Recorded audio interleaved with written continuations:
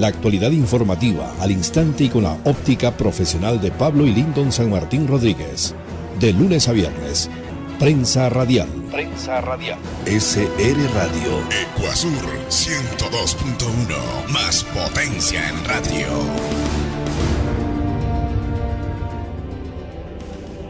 En Prensa Radial. El análisis político del momento. Seguimos informando a través de Prensa Radial, noticiero que se transmite a través de Radio Ecuasur 102.1 FM a nivel del sur del Ecuador y también la plataforma virtual www.srradio.com.es a nivel internacional. Tenemos el contacto telefónico con el doctor Napoleón Santamaría desde la capital de la República para hacer información. Señor doctor, buenos días, bienvenido a Prensa Radial. Bueno, el tema económico es lo que le interesa al ciudadano ecuatoriano conocer de cerca y también la política internacional del Ecuador cuando el vicepresidente de los Estados Unidos estuvo en territorio ecuatoriano. ¿Cuál es la visión que tiene usted? ¿Cuál es el análisis que tiene de dicha visita a territorio ecuatoriano y las informaciones que desprendieron tanto el mandatario norteamericano como también el ecuatoriano? Señor doctor, buenos días, bienvenido. Estimado Pablo, muy buenos días y muy buenos días, querido radioescucha. A ver, efectivamente, la visita del vicepresidente da un mensaje que hay un giro en la política exterior del gobierno ecuatoriano. Y si el gobierno ecuatoriano gira su visión y sus reuniones son con otro tipo de mandatarios, como en este caso los Estados Unidos, es alentador para que la superestructura económica tenga unas noticias de probablemente pueda mejorar sustancialmente o quizá de alguna manera mejorar las relaciones económicas que mantenemos con aquel país. Un poco para información de los que viven escuchar, el Ecuador le vende aproximadamente 2.700 millones de dólares a los Estados Unidos. Ecuador exporta, incluido el sector petrolero, cerca de 19.000 millones de dólares. Si quitamos el sector petrolero y solo ponemos al sector no petrolero, las exportaciones son casi de 12.100 millones de dólares. Esto quiere decir que los Estados Unidos representan aproximadamente el 20-22% de las compras de todos los bienes y servicios que puede exportar el Ecuador hacia el mundo. Es decir, es un socio comercial individualmente considerado muy importante, el más importante a nivel individual, aunque en segundo línea o segundo estándar, si es que valoramos que la Unión Europea se ha convertido en nuestro principal socio comercial. Si bien la visita es buena y eso lo rescatábamos, creo que siempre queda todavía un tema por ejecutarse, y el tema por ejecutarse es la definición de la política del Ecuador respecto del gobierno de Venezuela, porque está claro que el vicepresidente Pence ha pedido que todos los países sean mucho más duros, más críticos con la dictadura de Maduro, y el presidente Moreno ha hecho más bien un anuncio general donde dice que ya ha propuesto una consulta popular, que el presidente de Venezuela no la ha aceptado y que el problema se quede en manos o busque la resolución en manos de los venezolanos. Mientras el Ecuador no define y no cambie su política exterior respecto a una definición clara, concreta y contundente contra el gobierno de Venezuela, las relaciones con los Estados Unidos no se llegarán a normalizar potentemente como realmente quisiéramos. Si vemos en contexto general, los Estados Unidos están cerrando, o mejor dicho, ya han cerrado sus fronteras con aranceles muy importantes a importaciones europeas, asiáticas, canadienses y hasta mexicanos. Y todos productos terminados, ¿no? Fundamentalmente productos con acero, aluminio, cobre, etcétera, etcétera. ¿Qué está abierto para el mundo entero? ¿Qué sí Estados Unidos abre sus puertas? Es precisamente el sector agrícola. Y el sector agrícola es una de las fortalezas, o mejor dicho, es la fortaleza del Estado ecuatoriano. Si es que nosotros tenemos una política económica bien clara y transparente, podemos ser uno de los proveedores de productos agrícolas en mayor cantidad y calidad hacia en los Estados Unidos, lo cual haría que las finanzas públicas realmente mejoren sustancialmente. Sí, señor doctor, pero hay una situación, por ejemplo, de lo que observaba de la visita del señor vicepresidente norteamericano. Es en el sentido de que, por ejemplo, más allá del aspecto político, más allá del tema seguridad, comenzaron a hablar de que los estados están protegiendo lo que son sus economías a través de un sinnúmero de aranceles y a través de una política clara que tienen que tener los estados frente a los mercados mundiales, señor doctor. Sí, efectivamente la política Trump ha sido una política muy dura, muy fuerte, muy áspera.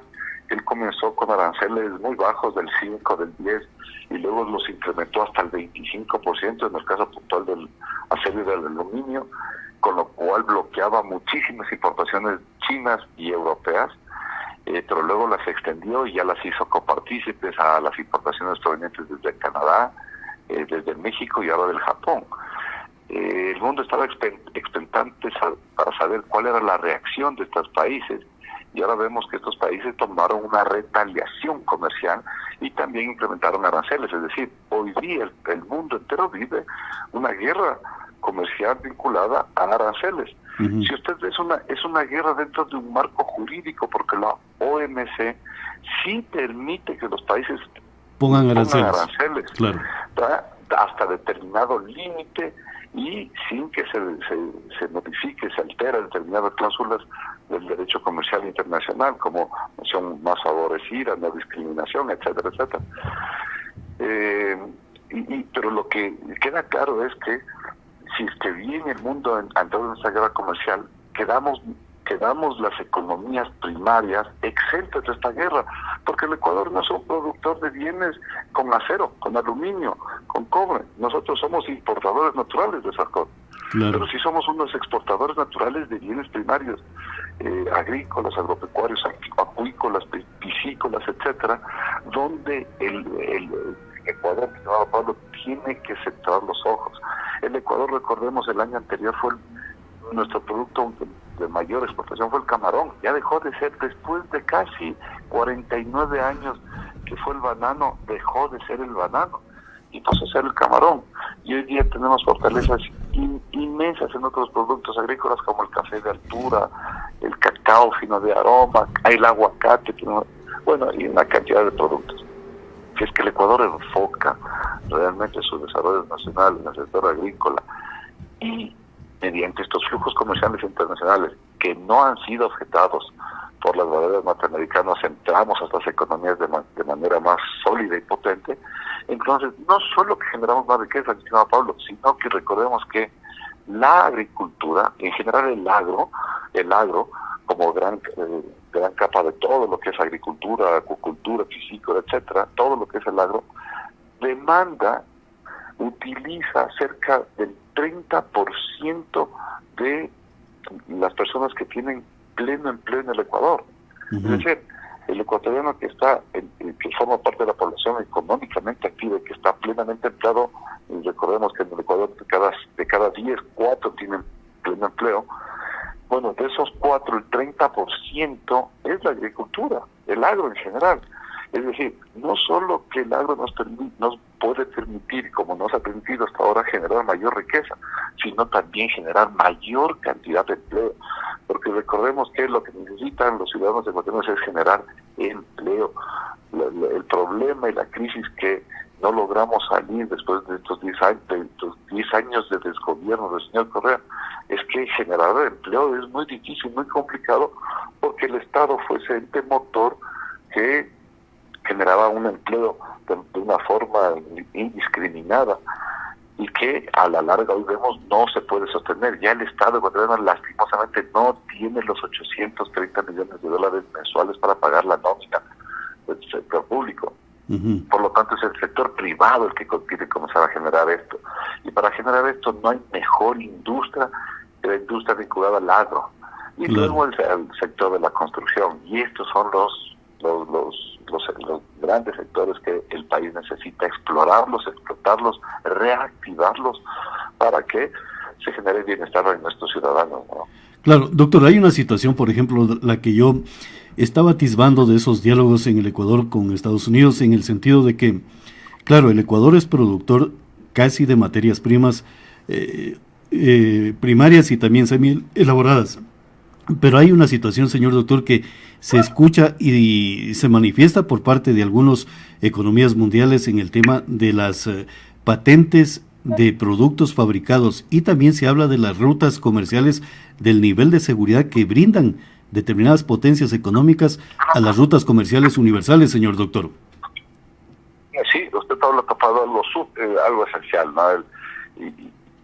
Si es que cuando un país realmente se organiza y le delegan, como el presidente Moreno ha mostrado su intención de delegar a la empresa privada la generación de riqueza y que asuma ese papel protagónico de ser el ente motor para que esa economía funcione, así al menos lo ha dicho el presidente Moreno en la última ley de fomento a la inversión y a las finanzas públicas, que ya está aprobado en segundo debate, pero que no recibe todavía el ejecutivo presidencial.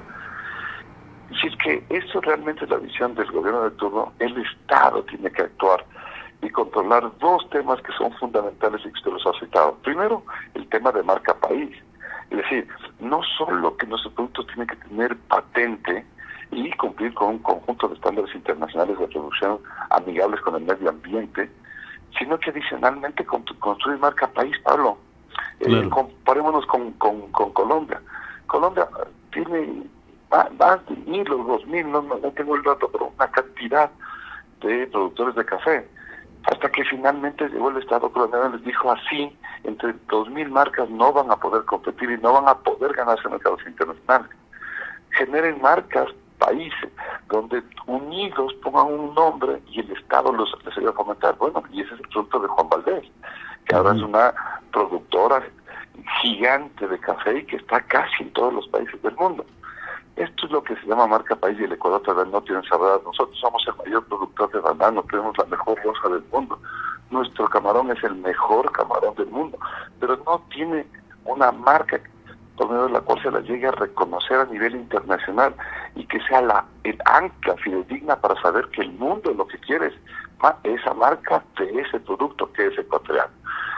Y esto es un tema de más que iniciativa de los privados, porque los privados a veces tienen iniciativa muy pequeña, muy individualista, donde quieren la rentabilidad solo para determinado sector. Bueno, aquí es la mano del Estado donde le dice a la empresa privada, muy bien, ahora que han generado el producto, el Estado se encarga de generar la marca para que se comercialice de esta manera. Y segundo, lo que usted decía, efectivamente, canales de distribución.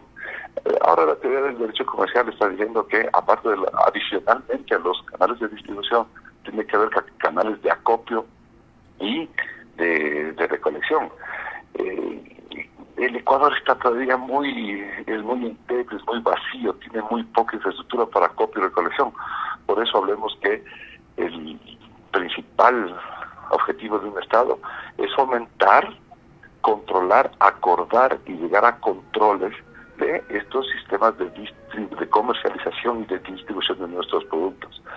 Técnicamente se reconoce que el producto, cualquier producto en el Ecuador, una vez después del corte, es decir, de la cosecha, se multiplica por lo menos en el 300%, es decir, 3 veces su precio hasta que llega a la mesa del consumidor. ¿Y esto por qué? Porque los canales de distribución están de alguna manera multiplicados, se han convertido en monopolios o oligopolios de pequeñas personas que no permiten la introducción de nuevos actores, fijan el precio y manejan el mercado, etcétera, etcétera. Bueno, esto es política del Estado. El Estado se tiene que ver obligado a reconducir, a reorganizar, a restablecer los sistemas de distribución, y no solo nacionales, sino internacionales también.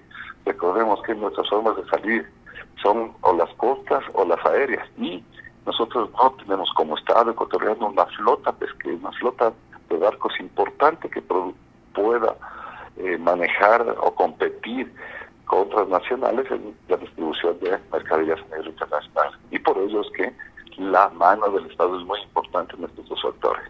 Doctor, una situación en esta particularidad que usted manifiesta, por ejemplo, de la patente marca país y también de lo que son las rutas comerciales. Y hay un factor determinante que aún no se lo discute en el Ecuador, pero de manera serena, señor doctor, y con todo respeto, en el tema trabajador, empresario o productor trabajador, como es el Código del Trabajo.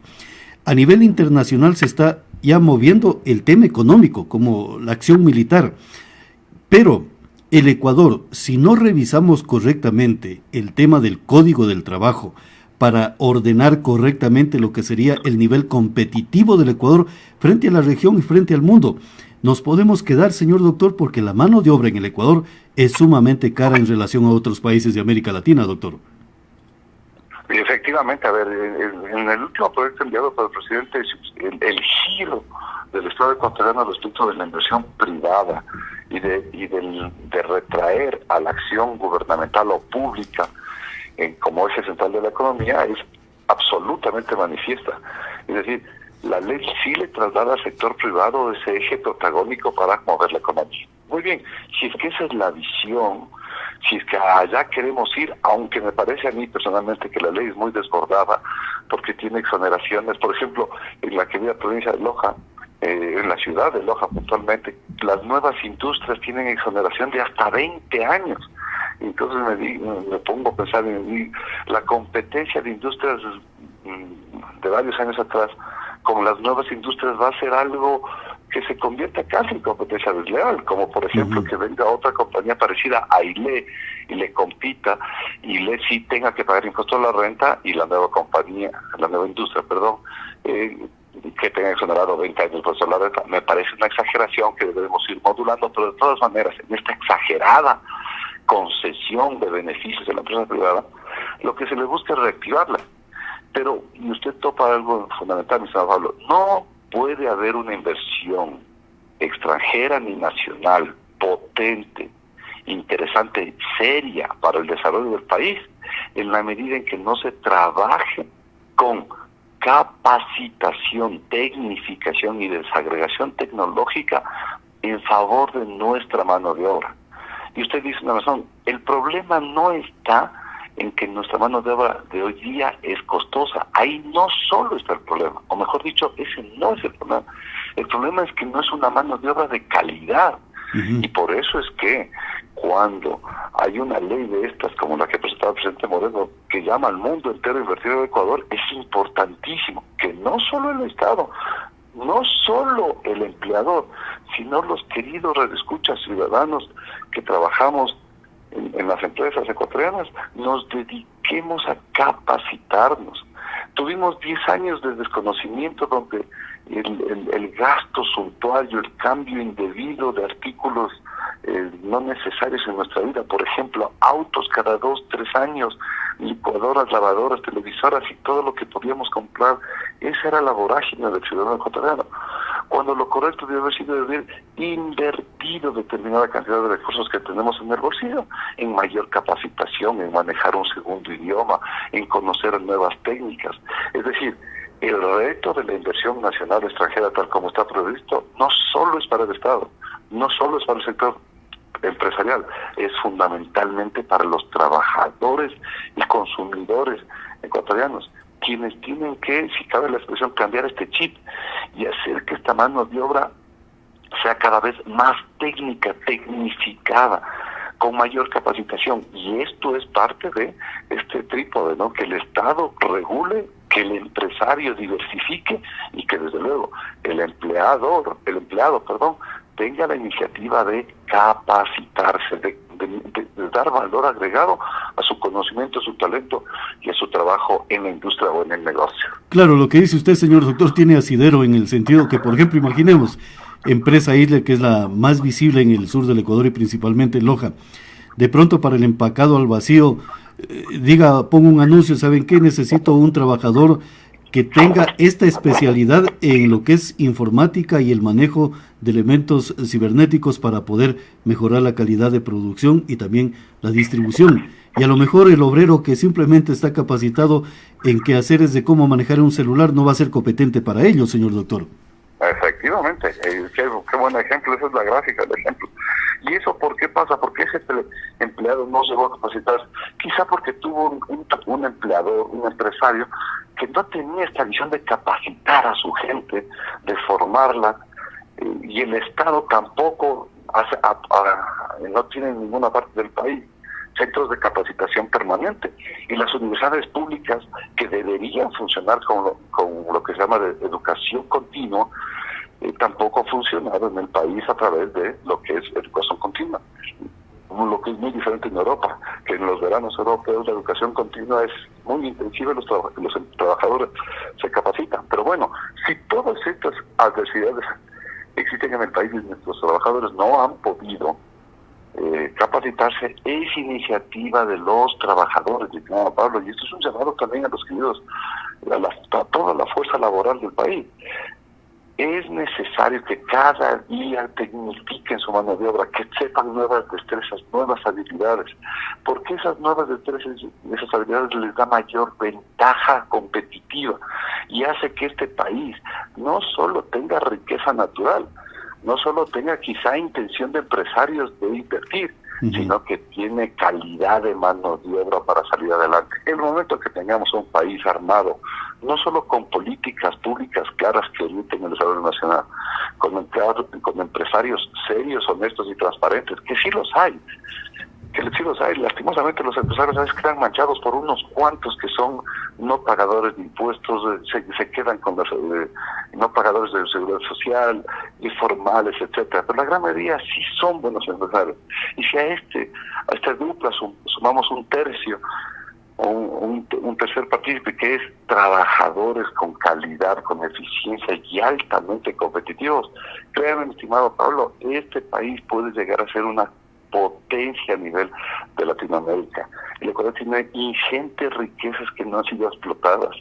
Vale decir, el Ecuador sí es el dorado que pensaron los españoles en la conquista, pero ni siquiera nosotros lo hemos explotado todavía aún, ni siquiera nosotros lo hemos manejado aún, y esto es un compromiso de todos, de avanzar adelante como país, no pensando exclusivamente en el bolsillo de uno, sino en el bolsillo de los ciudadanos y en un proyecto de futuro, ¿no? Doctor, una pregunta final en este tema.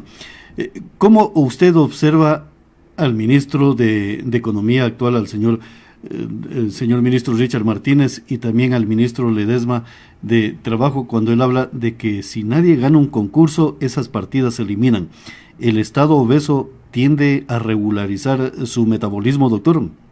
Mire, yo creo que efectivamente las decisiones o la toma de decisiones en el sector público relacionadas con la nómina gubernamental son decisiones inmediatas, no se puede esperar mucho más porque el país no tiene los dineros para pagar la nómina que venía a pagar, y para eso deberían ejecutarse tres acciones. Primero, llegar a determinar cuáles son los trabajadores que necesita el Estado ecuatoriano para su funcionamiento.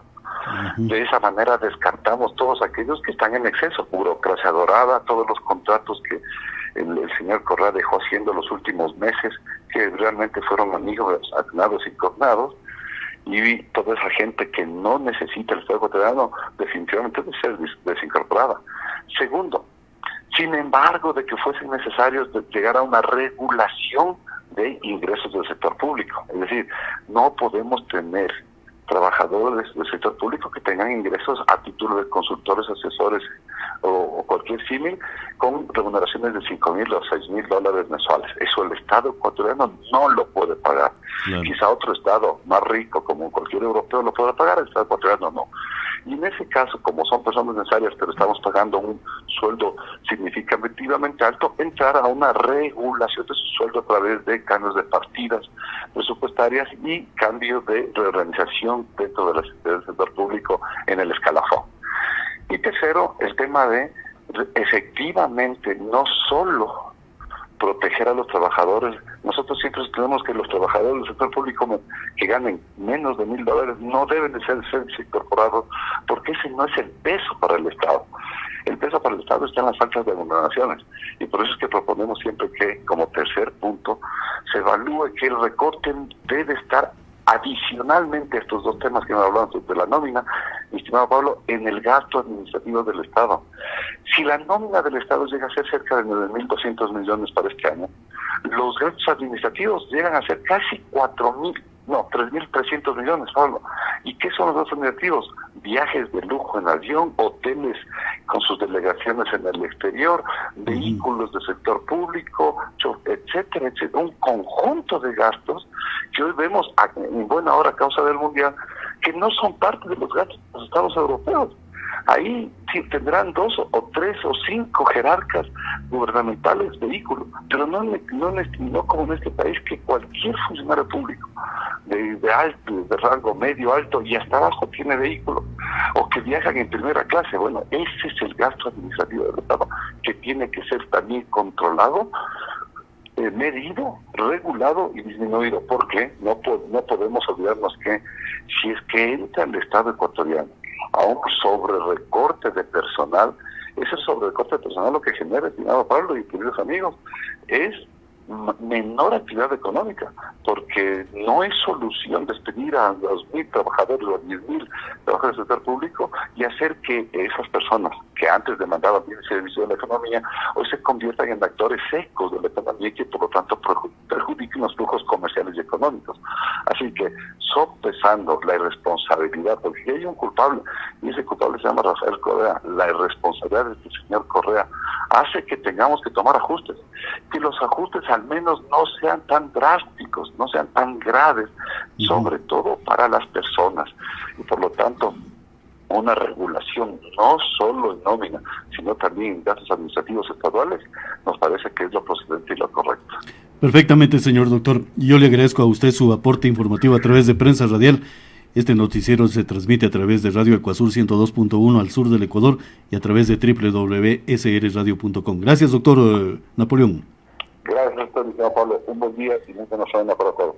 Gracias. El doctor Napoleón Santamaría haciendo información desde la capital de la República del Ecuador en torno al tema económico, cuando se habla de que el Ecuador crece el 1.9% en el primer trimestre del 2018, así dice Crónica de la Tarde, y también el ministro Raúl Ledesma manifiesta: si nadie gana el concurso, esas partidas se eliminan de lo que es ya la estructura del Estado ecuatoriano en la parte institucional.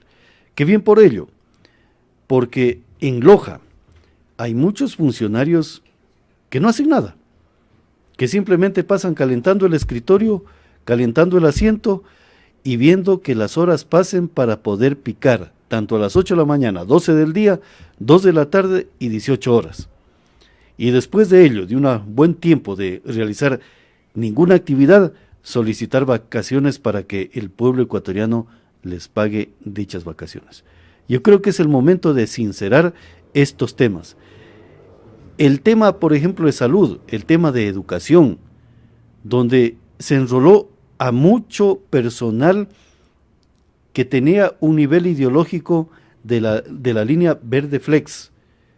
En otras palabras, era la construcción de una supuesta democracia de votos que permitía mantener el liderazgo político de 21 procesos eleccionarios que nadie los ha derrotado, y que hay sospechas en esos 21 procesos eleccionarios que nadie los ha derrotado. ¿Qué pasaría si el día de mañana se comienza a auditar y fiscalizar correctamente todas esas profundidades que se han producido en el Ecuador? Incluso el tema de cómo se utilizó el Estado ecuatoriano para construir un respaldo político a través de votos permanentes, a través de ese contrato, de ese trabajo que se otorgaba desde una base ideológica. O si no, observemos por qué se entregaba primero un carnet para poder ir a presentar una carpeta en cualquier institución de la provincia de Loja. Que digan que no ha existido, nosotros conocemos de cómo se arbitraba esas medidas para poder poner seguridad de quién entraba y quién salía. Yo creo que es el momento de reflexionar el tema económico de la República del Ecuador en función a otros estados, porque otros estados están con el nivel de una doctrina de política de Estado el tema económico de los mismos. Y el Ecuador tiene que afianzar en esa vertiente dicha situación económica para el Estado y también para generar fuentes de trabajo al pueblo ecuatoriano. Seguimos informando, vamos a ir a una pausa comercial y retornamos con más informaciones a través de Prensa Radial. Este es su noticiero. Prensa Radial. Espacio publicitario.